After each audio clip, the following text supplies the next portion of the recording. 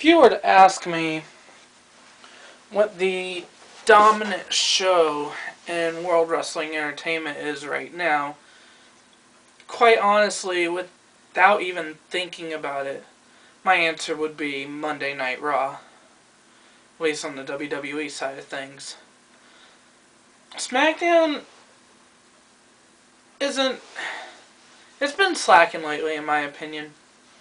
Um, Kind of hit its high, and now it's just kind of going downhill. Um, they're looking to bring out the younger generation, definitely. And this last Friday night SmackDown was an example of that. And then it goes to show that they're really hurting for what kind of storylines to have. Hello, once again, I am John, and once again, thank you for tuning in this week to see my wrestling views. This episode's focused primarily on SmackDown that happened this last Friday.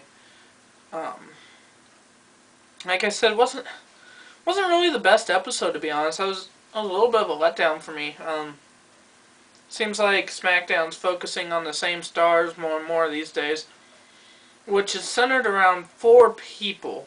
Those people, of course, being the World Heavyweight Champion Kane, Edge, Rey Mysterio, and Alberto Del Rio. And the show begun and ended with at least some of those superstars. SmackDown on Friday started off with Rey Mysterio in the ring talking about how he does indeed have a match against Alberto Del Rio at the Tables, Ladders, and Chairs pay-per-view. And it's one of those stipulation matches. Of course, at the TLC pay-per-view, there, as tradition has it, there is one chairs match, one ladder match, one tables match, and then there is a TLC match. And Rey Mysterio was kind of explaining how his comfort is what it looked to be a ladder match, but he would be willing to face Del Rio in any match type. And Del Rio came out and ran his mouth for a few minutes and ended up in a brawl that started on top of a ladder and ended with Del Rio going through a table, kind of introducing all three of the tables, ladders, and chairs objects as the show also begun with all three items surrounding the ring in various forms. Like I said, that segment ended with Del Rio going through a table. So one would want to think that the two of them were going to have a TLC match. I wouldn't be alright with that, to be honest.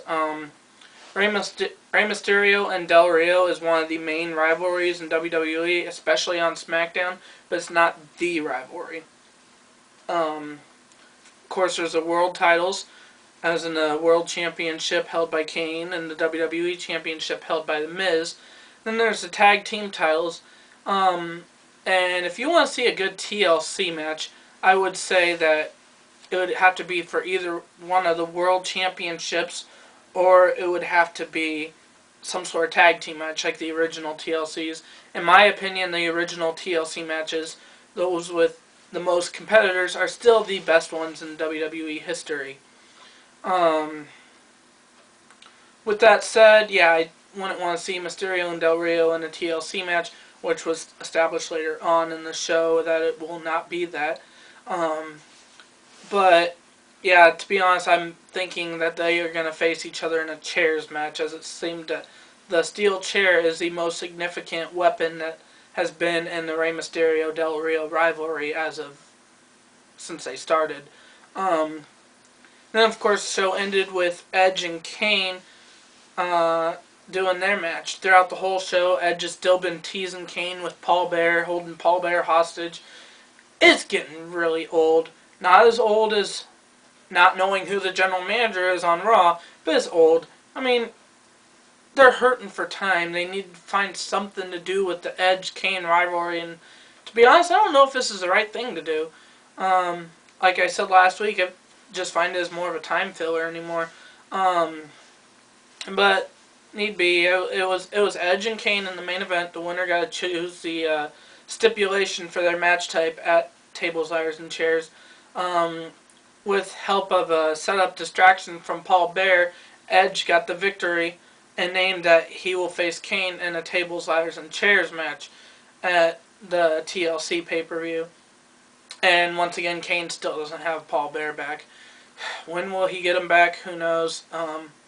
Probably will have to wait till the pay-per-view. I don't know. I'm just kind of getting sick of that storyline. Otherwise, like I said before, SmackDown focusing on the young guys established that Kofi Kingston is now the #1 contender for Dolph Ziggler's Intercontinental Championship as he beat Jack Swagger in what was actually a really good match. It's just too bad that they put it on that night, but maybe it was the show's savior when it comes to matches that night.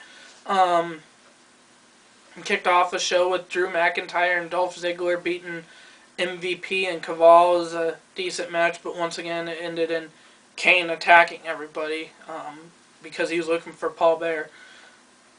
SmackDown's got so many great names. They just need to figure out how to use those people. We didn't even see Big Show on SmackDown last Friday.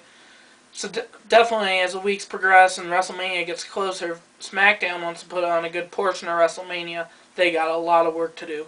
Once again, I'm John. Thanks for tuning in.